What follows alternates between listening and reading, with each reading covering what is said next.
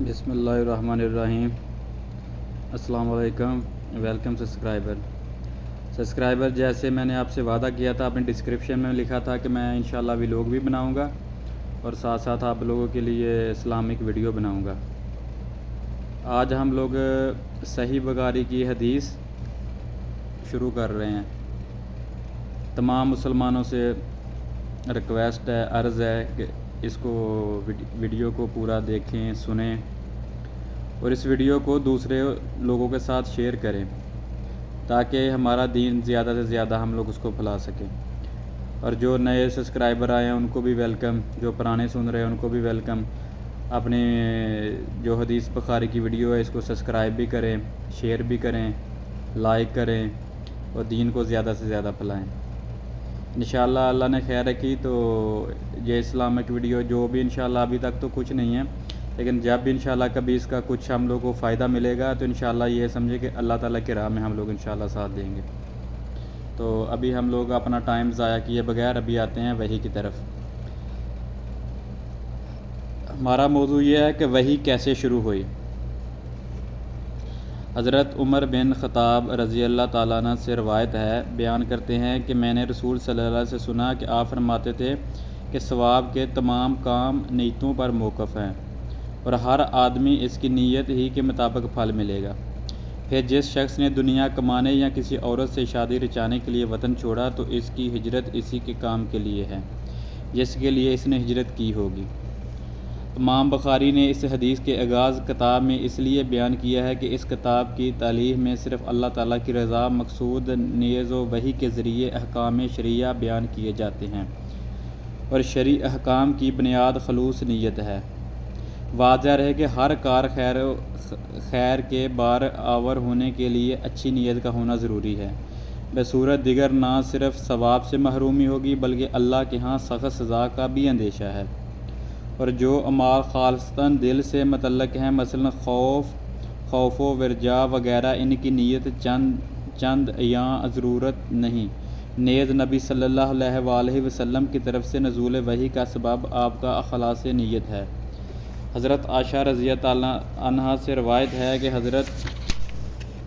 حضرت حارث بن ہشام رضی اللہ تعالیٰ عنہ نے رسول صلی اللہ علیہ وآلہ وسلم سے پوچھا کہ یا رسول اللہ صلی اللہ علیہ وآلہ وسلم، آپ پر وحی کیسے آتی ہے؟ تو رسول صلی اللہ علیہ وسلم نے ارشاد فرمایا، کبھی تو وحی آنے کی کیفیت گھنٹی کی ٹن ٹن کی طرح ہوتی ہے اور یہ کیفیت مجھ پر بہت گراں گزرتی ہے۔ پھر جب فرشتے کا پیغام مجھے یاد ہو جاتا ہے تو یہ موقف ہو جاتی ہے، اور کبھی فرشتہ انسانی شکل میں میرے پاس آ کر مجھ سے ہم کلام ہوتا ہے اور کچھ وہ کہتا ہے، میں اسے محفوظ یاد کر لیتا ہوں۔ حضرت عائشہ رضی اللہ تعالیٰ عنہ کا بیان ہے کہ میں نے سخت سردی کے دنوں میں رسول صلی اللہ علیہ وآلہ وسلم کو دیکھا، جب وہ وحی آتی ہے تو اس کے موقف ہونے پر آپ کی پیشانی پر پسینہ پھوٹ پڑتا تھا۔ آپ کے پاس وحی کس حالت میں آتی ہے؟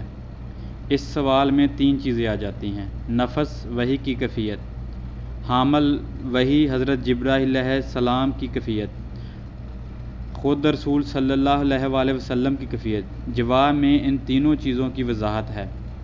حدیث میں وحی کی 2 صورتوں کو بیان کیا گیا ہے جو عام طور پر آپ کو پیش آتی تھیں، اس کے علاوہ کبھی خواب کی شکل میں، کبھی حضرت جبرائیل علیہ السلام کے اپنے اصلی روپ میں آنے سے اور کبھی اللہ تعالیٰ کا پس پردہ بذات خود کلام کرنے سے بھی وحی کا ثبوت ملتا ہے۔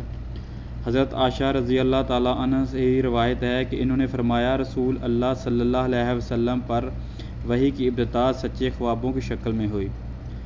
آپ جو کچھ خواب میں دیکھتے وہ سپیدہ صبح کی طرح نمودار ہوتا۔ پھر آپ کو تنہائی محبوب ہو گئی، چنانچہ آپ غار حرا میں خلوت اختیار فرماتے ہیں اور کئی رات گھر تشریف لائے بغیر مصروف عبادت رہتے۔ آپ کھانے پینے کا سامان گھر سے لے جا کر وہاں چند روز گزارتے، پھر حضرت خدیجہ رضی اللہ تعالیٰ عنہ کے پاس واپس آتے، تقریباً اتنے ہی دنوں کے لیے پھر توشہ لے جاتے۔ ایک روز جب آپ غار حرا میں تھے، یک آپ کے پاس حق آ گیا اور ایک فرشتے نے آ کر آپ سے کہا، پڑھو۔ آپ نے فرمایا، میں پڑھا ہوا نہیں ہوں۔ اس پر فرشتے نے مجھے پکڑ کر خوب بھینچا یہاں تک کہ میری قوت برداشت جواب دینے لگی۔ پھر اس نے مجھے چھوڑ دیا اور کہا پڑھو۔ میں نے کہا میں تو پڑھا ہوا نہیں ہوں۔ اس نے دوبارہ مجھے پکڑ کر دبوچا یہاں تک کہ میری قوت برداشت جواب دینے لگی۔ پھر چھوڑ کر کہا پڑھو۔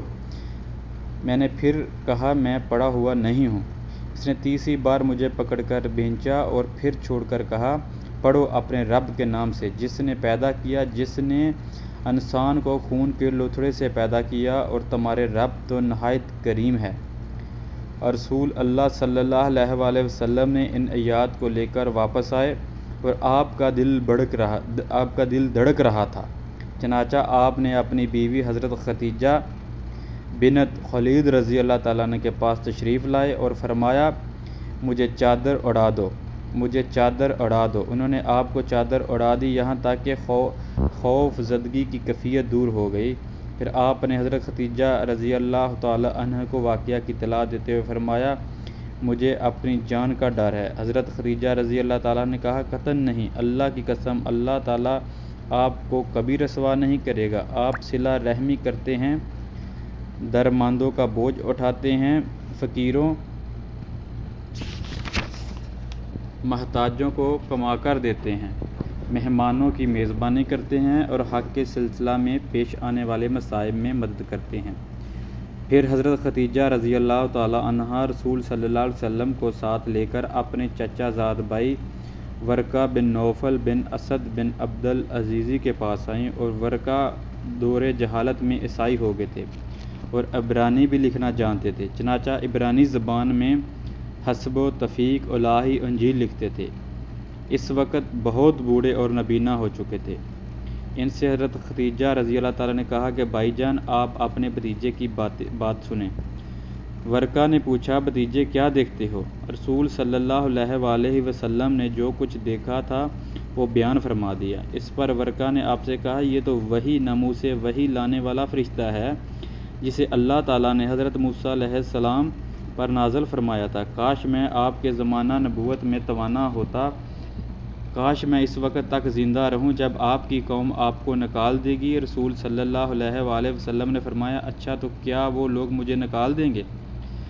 ورقہ نے کہا ہاں، جب بھی کوئی آدمی اس طرح پیغام لایا جیسا آپ لائے ہیں تو اسے ضرور دشمنی کی گئی۔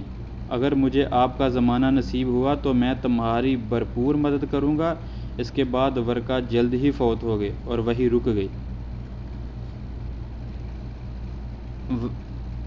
وحی بندش وحی کے زمانہ میں صرف نزول قرآن مؤخر ہوا تھا۔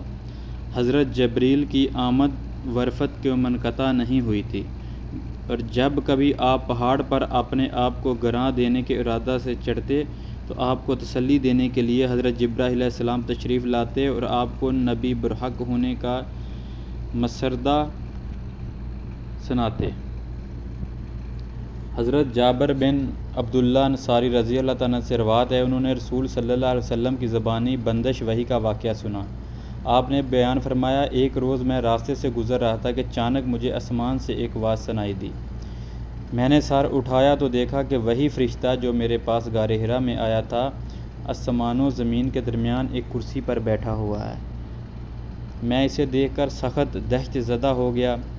گھر لوٹ کر میں نے اہل خانہ سے کہا مجھے چادر اڑا، مجھے چادر اڑاؤ۔ انہوں نے مجھے چادر اڑا دی۔ اس وقت اللہ تعالیٰ نے وحی نازل کی اے اوڑھ لپیٹ کر لیٹنے والے اٹھو، خبردار کرو، اپنے رب کی بڑائی کا اعلان کرو، اپنے کپڑے پاک رکھو اور گندگی سے دور رہو۔ سورۃ المدثر۔ پھر نزول وحی میں تیزی آ گئی، لگاتار نازل ہونے لگی۔ فہمی الوحی کا لغوی معنی وحی گرم ہو گئی۔ جب کوئی چیز گرم ہو جائے تو کچھ دیر کے بعد ٹھنڈی ہو جاتی ہے۔ متابعہ کا مطلب ہے کہ وحی مسلسل شروع ہو گئی، گرم ہونے کے بعد گویا سرد ہوئی۔ حضرت ابن عباس رضی اللہ تعالیٰ عنہ سے روایت ہے کہ اس نے فرمایا فرمان الہی پیغمبر آپ وحی کو جلد سے یاد کرنے کے لیے اپنی زبان کو حرکت نہ دیں۔ تصویر بیان کرتے ہوئے فرماتے ہیں کہ رسول صلی اللہ علیہ وسلم قرآن اترتے وقت اسے یاد کرنے کے لیے اپنے ہونٹوں کو ہلایا کرتے تھے اور اس سے آپ کو کافی تکلیف ہوتی تھی۔ حضرت ابن عباس رضی اللہ تعالی عنہ نے کہا کہ میں ہونٹ ہلا کر دکھاتا ہوں جیسے رسول صلی اللہ علیہ وآلہ وسلم ہونٹ ہلاتے تھے۔ اس پر اللہ تعالیٰ نے فرمایا، اے نبی، اس وحی کو جلدی جلدی یاد کرنے کے لیے اپنی زبان کو حرکت نہ دو، اس کو جمع کرنا اور پڑھا دینا ہماری ذمہ داری ہے، یعنی آپ کے سینے میں محفوظ کر دینا اور پڑھا دینا ہم پر ہے۔ پھر اس پر ارشاد الہی، پھر جب ہم پڑھ چکے تو ہمارے پڑھنے کی پیروی کی۔ تفسیر کرتے ہوئے فرمایا، خاموشی سے کان لگا کر سنتا رہ، پھر فرمان الہی اس کا بیان کرنا ہمارا کام ہے۔ تفسیر کرتے ہوئے فرمایا، پھر اس کا مطلب سمجھا دینا بھی ہماری ذمہ داری ہے۔ ان آیات کے نزول کے بعد جب جبرائیل علیہ السلام رسول صلی اللہ علیہ وسلم کے پاس آ کر قرآن سناتے، آپ کان لگا کر سنتے رہتے۔ جب وہ چلے جاتے تو رسول صلی اللہ علیہ وسلم سے وعدہ الہی کے مطابق اس طرح پڑھتے کہ جس طرح حضرت جبرائیل علیہ السلام نے پڑھا تھا۔ اس حدیث میں قرآن حکیم کے متعلق 3 مراحل کو ذکر کیا گیا ہے۔ پہلا مرحلہ یہ ہے کہ آپ کے سینہ مبارک میں محفوظ طریقہ سے اتارنا۔ دوسرا مرحلہ یہ ہے کہ قلب مبارک میں جمع شدہ قرآن کو زبان کے ذریعے پڑھنے کی توثیق دینا۔ پھر آخری مرحلہ قرآن کے مجملات کی تشریح اور مشکلات کی توضیح ہے، جو حدیث صحیح کی شکل میں موجود ہے۔ ان کے تمام مراحل کی ذمہ داری خود اللہ تعالیٰ نے اٹھائی ہے۔ حضرت ابن عباس رضی اللہ تعالیٰ عنہ سے روایت ہے کہ رسول صلی اللہ علیہ وآلہ وسلم سب لوگوں سے زیادہ سخی تھے، خصوصاً رمضان میں۔ جب حضرت جبرائیل علیہ السلام سے آپ کی ملاقات ہوئی تو بہت سخاوت کرتے، اور حضرت جبرائیل علیہ السلام رمضان المبارک میں ہر رات آپ سے ملاقات کرتے اور قرآن مجید کا دور فرماتے۔ الغرض رسول صلی اللہ علیہ وآلہ وسلم صدقہ کرنے میں کھلی ہوا آندھی سے بھی زیادہ تیز رفتار ہوتے۔ اس حدیث کے باب سے بائیں طور پر مناسبت کہ جتنا حصہ قرآن کا نازل ہو چکا تھا، اتنے حصے کا حضرت جبرائیل علیہ السلام رمضان میں آپ سے دور کرتے، اور آخری سال آپ نے 2 مرتبہ دور فرمایا تاکہ مجموعی طور پر پورے قرآن کی یاد دہانی ہو جائے۔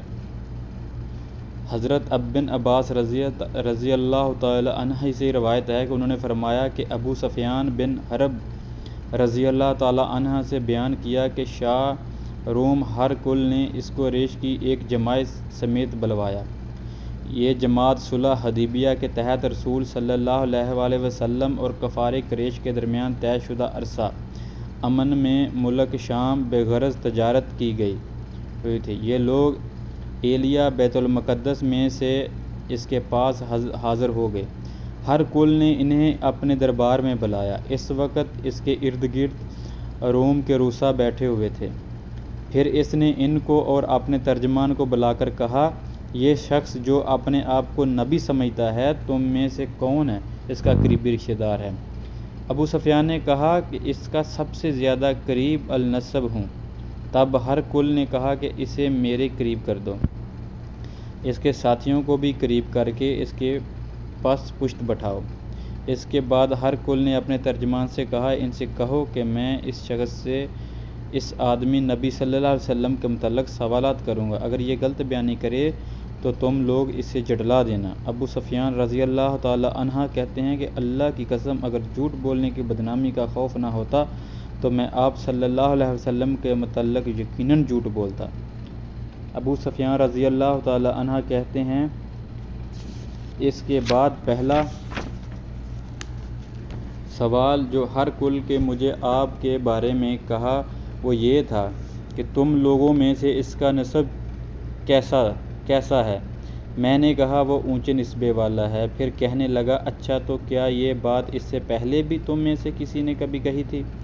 میں نے کہا نہیں۔ کہنے لگا، اچھا اس کے بزرگوں میں سے کسی بادشاہ گزرا ہے؟ میں نے کہا نہیں۔ کہنے لگا، اچھا یہ بتاؤ کہ بڑے لوگوں نے اس کی پیروی کی ہے یا غریبوں نے؟ میں نے کہا بلکہ کمزوروں نے۔ کہنے لگا، اس کے پیروکار دن بدن بڑھ رہے ہیں یا کم ہو رہے ہیں؟ میں نے کہا بلکہ ان کی تعداد میں اضافہ ہو رہا ہے۔ کہنے لگا، کیا اس دین میں داخل ہونے کے بعد کوئی شخص اس دین سے برگشتہ ہو کر مرتد بھی ہو جاتا ہے؟ میں نے کہا نہیں۔ کہنے لگا اس نے جو بات کہی ہے اس دعویٰ نبوت سے پہلے تم لوگ اس کو جھوٹ متہم کرتے تھے؟ میں نے کہا نہیں۔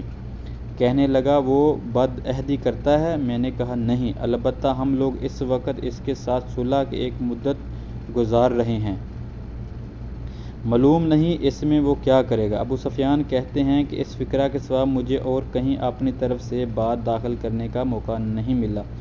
کہنے لگا کیا تم لوگ اس جنگ لڑی ہے؟ میں نے کہا جی ہاں۔ اس نے کہا پھر تمہاری اور اس کی جنگ کیسی رہی؟ میں نے کہا جنگ میں ہم دونوں کے درمیان برابر کی چوٹ ہے، کبھی وہ ہم پر ذکر پہنچا لیتا ہے اور کبھی ہم اس نقصان سے دوچار کرتے ہیں۔ کہنے لگا وہ تمہیں کن باتوں کا حکم دیتا ہے؟ میں نے کہا کہ وہ صرف اللہ کی عبادت کرو، اس کے ساتھ کسی چیز کو شریک نہ کرو۔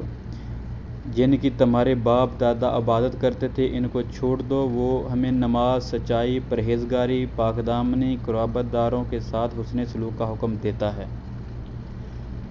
سبسکرائبر ابھی اس کا ایپیسوڈ